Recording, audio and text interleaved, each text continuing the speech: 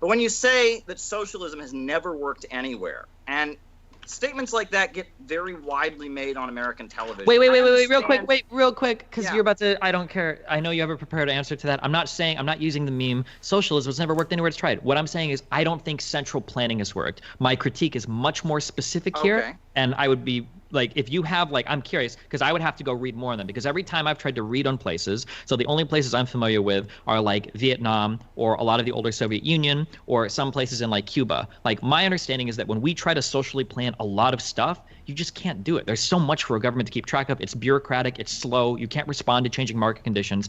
So I'm saying central planning specifically doesn't seem to be a solution to an economy. That's what I'm saying specifically, not like the socialism has never worked meme.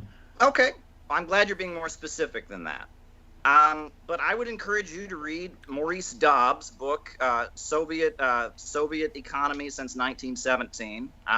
Maurice Dobbs was a lecturer at the University of Cambridge in Britain, and I have, quotations from the book right in front of me.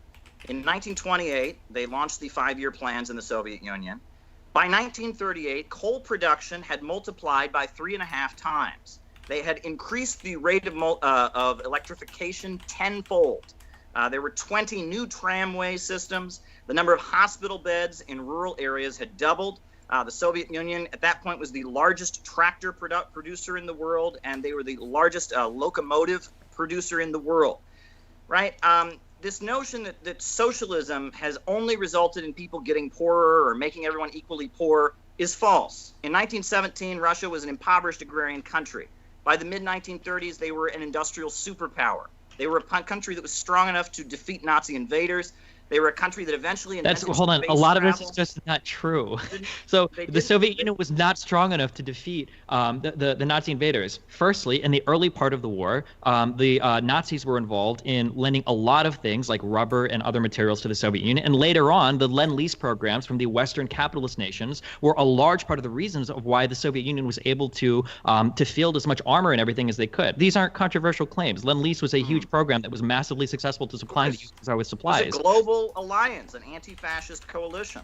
Sure, but it's disingenuous to say that it's Nazis on their own either. Sure, they had help as well. The United States had help. I'm not saying that these are sure. These are what about? Sure. I understand that. These are whataboutisms that aren't relevant to what I'm saying. Is that the idea that the USSR was some strong superpower that on its own could stand up to the Nazis? That is absolutely not true. They absolutely needed outside help.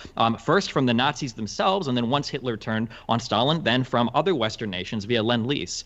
Firstly, secondly, you're talking about like how the Soviet Union was able to accomplish so much in terms of like getting electricity out to rural areas and hospitals and all of this. This is just industrialization. Lots of countries have done this under capitalism, under other economic systems, under socialism. And also part of Russia's rush to industrialization led to massive famines that are to this day debated about whether or not they're considered genocidal. So I don't know if I like the idea of like, well, I can modernize a country if I tell everybody to stop growing crops, starve to death 10 million people, and make some of them work in factories. I don't know if that's a good argument saying like, well, look how quickly we industrialized our country. I don't know if I agree that that's a success of central planning. I think you can look all over the developing world today and see a lot of free market countries that have not industrialized and have not done what Russia and China both did during the 20th century, right? This notion that socialism never creates growth, it's never worked anywhere, all it leads to is people being poorer. Look at Russia in 1917. Look at Russia by the mid-1930s. Okay, hold on. We're back at Russia by the 1970s. Look at China in 1949. Look at China today, the second largest economy in the world. That's a big fat lie. And I am sick of hearing it because it contradicts reality. Socialism has raised countries up out of poverty. Meanwhile, all over the developing world, this is like literal.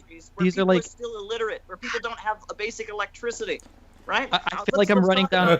Let's running down like a dialogue tree right now. I'm talking about central planning. I'm not. I understand that you've probably heard a million times, socialism makes people poor or whatever. I would never make that claim. That's false. Well, no, but I would say that like the industrialization of the world. So much the same way when people say like, oh, capitalism is what's causing global warming. I don't think that's true. I think it's industrialization is what's causing global warming, right? We consume a lot of stuff. We produce a lot of emissions as a result of that. Like it's industrialization. When you talk to me about how like, well, the living standards from the 1900s to the 2000s has increased. I'm not going to sit there and say, well, capitalism did that. And I'm also not going to say in socialist countries, socialism did that. Technological innovations, medical innovations, agricultural innovations, like these are the things that have driven a lot of this. So I'm not giving you you the meme that socialism hasn't helped any country. I'm sure that we can find, whether we want to bring up Catalonia or other types of like smaller socialist societies that have existed to thrive for small periods of time. I'm sure we can find examples of that. What I'm saying is that central planning as a means of controlling an entire economy doesn't seem to be a realistic policy. If you want to talk more specifically about the USSR, we can, but I feel like that is not a good example for you to go to show off the successes of central planning when millions of people starved to death in that society as a result of central planning. I think millions of people starved to death prior to the Russian Revolution. As an agrarian economy, when there was a famine, people starved to death all the time. Now, you're talking about specific famines that took place, but prior to the Soviet Union, Soviet agriculture didn't have, or Russian agriculture and the surrounding countries, Estonia, Latvia, Lithuania, they didn't have tractors, right? It was the Soviet Union that mechanized agriculture. It was the Soviet Union that electrified the entire place. They actually had the biggest hydroelectric power plant in the world in 1931, the Dnieper Dam. The fact that you gloss over the transformation of a deeply impoverished country into a country that was a superpower and is widely acknowledged to be a superpower, and you just say, yeah, but there were a bunch of famines, so none of that counts. That's completely disingenuous, right? The whole world realizes what happened there, and the whole world realizes what's happened in China. And furthermore, if you want to see countries that have been part of our global free market capitalist system and how they've flourished, take a look at Haiti. That country has NAFTA-style trade agreements with the United States. People eat dirt mixed with oil, right? The amount of poverty there is pretty big, right? And that's a free market country. But no one ever says Haiti's problems are because of capitalism. But all of Venezuela's problems are because of socialism. Take a look at Nigeria. This is the top oil-producing country in Africa. They have been doing business with Chevron and Shell Oil for decades, right? I mean, if oil and wealth and selling on the market would make them prosperous, they'd be a wealthy country. Their life expectancy is only 59. The rate of illiteracy the rate of literacy in terms of population that can read is not even 60%, right? The unimproved drinking water rates. Take a look at what the CIA World Factbook says about Nigeria, the top oil-producing country in Africa. That's what the free market has to offer, right? Free market capitalism is not industrializing countries. Why don't you compare India to Russia and China, for example, right? India did not have a socialist revolution. It had a nationalist revolution. It got its independence from the British. That was a good thing. But it did not have socialist construction or central planning. And compare it to Russia and China throughout the 20th century. Compare the conditions of the people in India to the people of Russia and China, and you can look pretty clearly there. And in fact, a lot of the industrialization that has happened in India happened because of the Soviet Union and China, right? It was the Soviet Union built steel mills in India. China is now doing a lot of business there. So this notion that capitalism is industrializing countries, you can talk about the Asian tigers. I'm happy to address the Asian tigers. That's an example. But I mean, all these immigrants that are pouring into the United States on the border right now, countries like Honduras, free market, capitalist country, where there are people that don't even speak Spanish, people don't have running water, people don't have electricity. Guatemala, take a look at Mexico. These free market countries have been looted and destroyed by international corporations, whereas countries that have central planning have raised people out of poverty, they've industrialized, they've electrified, they've wiped out illiteracy very consistently, despite the problems. And there are big problems. I don't deny that.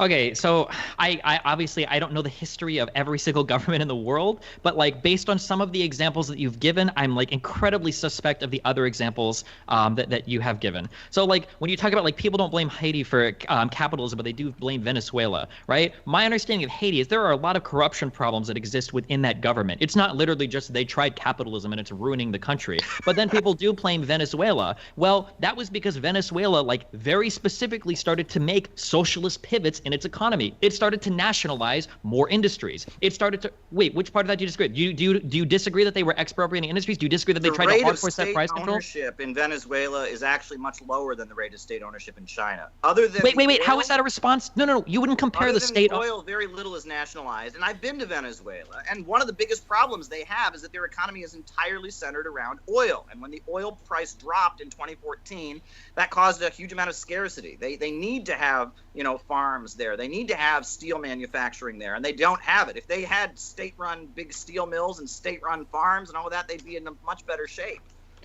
Okay. if you want to at a future debate, I would love to come back and talk about Venezuela, because I am positive that your assertions there, that it was just because oil collapsed, that's why that country fell apart, is absolutely not true. And that no person that has been involved. Is a big problem as well. No, not corruption. That it was very specifically.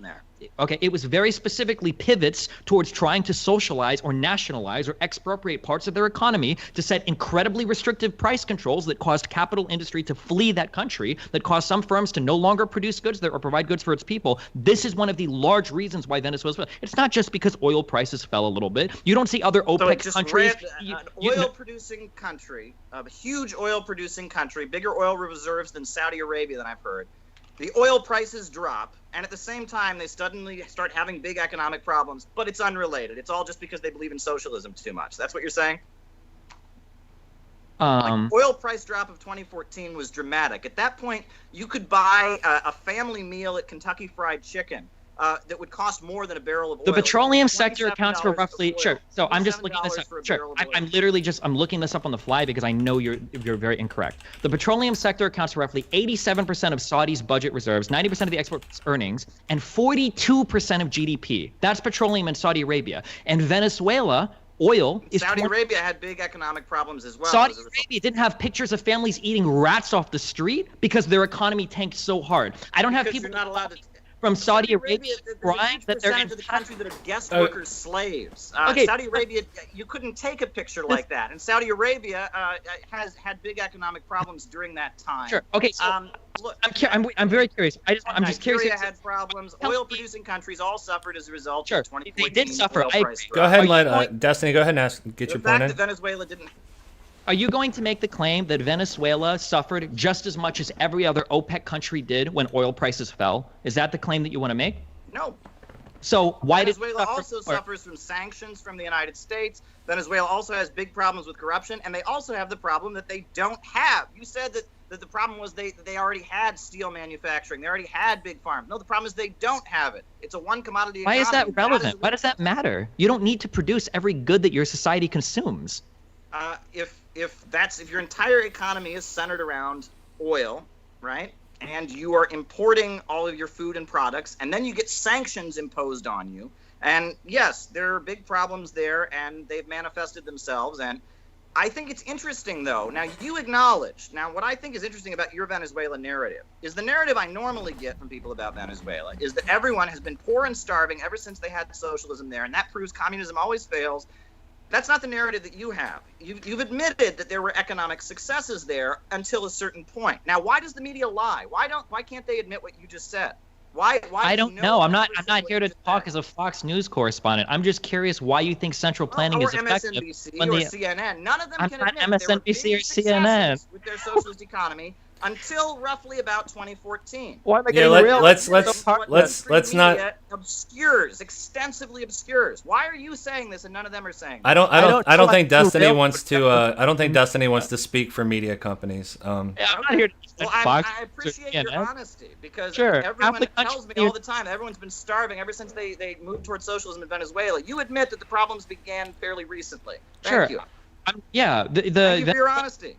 So we can agree anti-communists are liars. We can agree on that. That the anti-communist narrative that's promoted throughout U.S. society is based on deception and falsehood. Thank you for admitting that. I appreciate it. I don't know if Destiny can so I haven't make that claim. Anything. Why is it necessary to lie, Destiny? Why don't they say what you just said? I don't think Destiny can't speak for media companies. Destiny, go ahead and respond. Because most of the people that were alive in the United States probably either have parents or grandparents that were involved in some crazy dumbass U.S. war against communism and the idea that all commies are trying to destroy the world and blah blah blah blah blah. And that is a lie, and it's stupid. It's incredibly stupid. The way that Americans view, if you ask the average American what is socialism, the answer they would probably give you is stealing money from the rich and giving it to the poor. Okay, I'm not here to defend the average American sentiments for socialism or communism. That's absurd. However, your counterpoints are just as propaganda-laden to try to say that industrialization in the Soviet Union was successful, even though these were done on the backs of massive famines that were a great showcase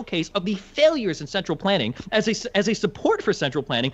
Famines never happen under capitalism. People never starve under. I mean, this is obscure. And then you take a couple isolated famines and make them the characterization of an entire country industrializing and becoming a superpower. This is ridiculous. That would be like me saying that the mass deaths in the U.S. Civil War prove that American capitalism doesn't work. That would be like me saying the Great Depression proves that capitalism doesn't work. I mean, that's ridiculous. You could a whole country becomes a global superpower, invents space travel, electrifies the entire place, is building some of the biggest hydroelectric power plants in the world. People that lived in huts are suddenly living in modern apartment buildings with electricity, but none of that counts because there was a famine along the way. That is absurd. I'm not saying miracles took place. The whole world was trying to be like the Soviet Union at that point. The only miracle is that there are still Ukrainians and Kazakhs alive today to talk about how horrible central planning under the Soviet Union was. I mean, like, that's a miracle that, like, some people actually survived some of those famines. They were being executed if they tried to leave their starving district after the Soviet. Okay, I don't want to. Every former socialist country of Eastern Europe, polls overwhelmingly show people saying life was better. That's not just in Russia. Soviet nostalgia is at an all-time high. I don't want us to talk over top each other. So Destiny, go ahead. I'm going to give Destiny the floor for a minute. So is nostalgia under the old American system. People nostalgia. But they lived under it. They know how horrible it is, Destiny. Okay. Let's rein this back. So let's rein this back. Destiny, go ahead. I don't see any Nazi nostalgia in Germany. I'll tell you that much. Really? I don't think around the world today. You don't think that there are groups like the AfD in Germany that's like doubled its popular support? I don't see Germans talking about how great the Nazi system was. I really don't. So, the fact that Soviet nostalgia is so high, not just in Russia, but in all kinds of places, even like places like Romania that had big difficulties. People are nostalgic for the system of socialism that is existed. Sure. People can be nostalgic for older systems for a couple. But they're supposed to. If it's hell on earth, they lived under it. Well, it's not hell on earth for a lot of people. Thankfully, a lot of the people that had hell on earth fucking died, so they're not here to talk about how horrible the systems were because they died with like the parts of their children in their stomach after they ate them because they starved to death. So we don't have a lot of those people talking anymore about it. That never happens under capitalism, right? I mean, there wasn't huge famines in India caused by the British Empire. There wasn't huge famines in Ireland caused by British capitalism. I mean, but like this is the. Okay. There were annual deaths of starvation in Russia all the time before the revolution. There were annual deaths of starvation in China all the time, but none of that is because of the old system. Okay, hold on. Industrialized the place. They've actually gotten them out of the Okay. Them for that. Destiny, why? This is absurd. Caleb, Destiny, why is he arguing your point for you? Because saying that, like, well, there were massive famines in the Soviet Union, which a lot of them weren't as bad as the ones that happened in Ukraine and Kazakhstan. Saying that there were famines before central planning and then saying they were there after central planning, that's my argument. Yeah, central planning.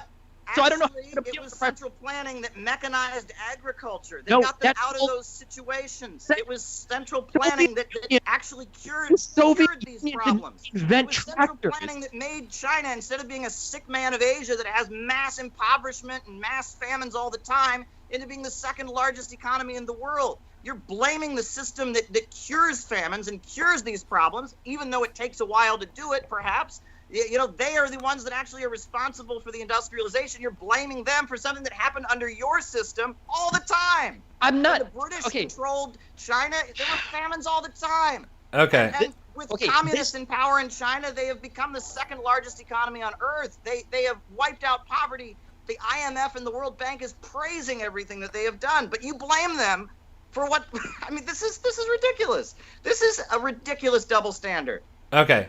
So firstly, it's not. You can't pivot to saying what about capitalism every time I bring up an issue with your system. This isn't strengthening your arguments. It is a hardcore non sequitur. It feels like when I argue with conservatives and I say, hey, Donald Trump's foreign policy is absolutely fucking horrible, and then somebody says, well, what about Obama's foreign policy? Yeah, that was horrible too. What do you expect me to say? Do you sit here and expect me to defend when people starve to death or can't find houses in a capitalist system? These are massive failures within my system. The difference is that, one, I'm not married to capitalism as some like emotional point that it's like part of my personality. Like I don't give a fuck about capitalism. If there are better economic systems that work, then move us there. I am all for that. So in your 4-point plan, of which we're only on point 2 of, when you talk about things like rebuilding our crumbling infrastructure, pouring money into public projects like that is great. It gives people jobs. It makes our public utilities more accessible. Hopefully it makes it so things like Flint, Michigan don't happen again, which are horrible. A country of this much wealth should not be pumping lead into fucking children. That is absolutely fucked up. So if you're going to sit here and say, well, there are failures of capitalism, yeah, of course I'm going to agree with you. I'd be an idiot not to. I lived under a lot of those failures.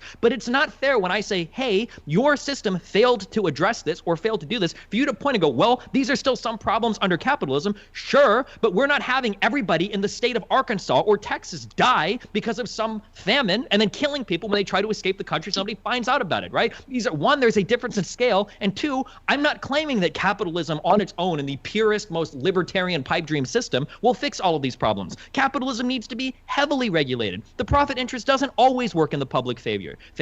But I don't think you can just say, well, because there are problems with capitalism, let's try central planning, when central planning has not effectively worked for any economy ever. You even brought up India earlier as an example that failed for a long time under central planning and only started to boom and develop when economic liberalization started to take place there. So it's not fair for you to say like, oh, well, you know, central planning can work because there are problems in capitalism. That's not an argument. Well, that's not my argument. My argument is economic miracles happen because of central planning, and you don't credit them because there were hardships also. That's my argument. In 2004, the head of the World Bank, Robert Zoellick, said, quote, between 1981 and 2004, China succeeded in lifting more than 500 million people out of extreme poverty. This is certainly the greatest leap to overcome poverty in history. But it doesn't count because there was a famine, according to you, right? That doesn't matter. 800 million people lived out of poverty. Well, there was a famine in the 60s, so therefore it doesn't count. This is ridiculous. This is ridiculous.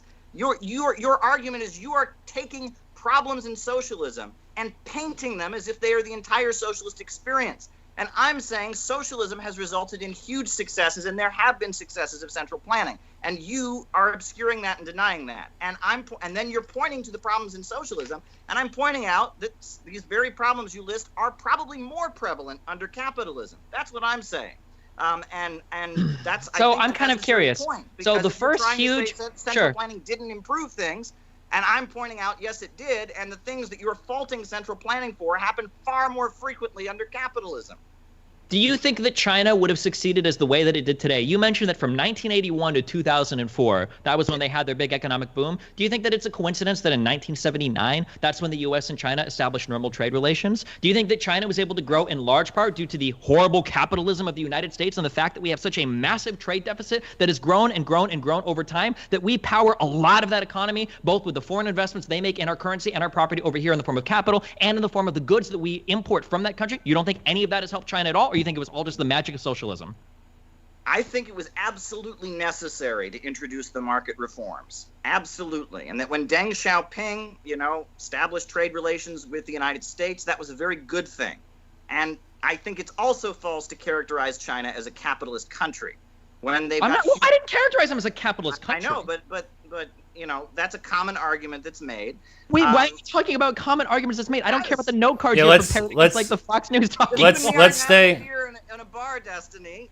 The whole world's watching this. And I am saying things that no one ever gets to hear because the media is owned by big banks and big corporations that don't want people to know the facts. Let's only stay on what Destiny's need to be said, and that China's success, their system of socialism with Chinese characteristics, where despite the fact you have foreign investment, despite the fact that you have a lot of private corporations, the state still plans out production, that they adjusted it in a way that was very effective. Right? Caleb, in the 1970s, they were having big problems. The Gang of Four, the way they were ruling the country and the way they were holding back economic development was a big, big problem.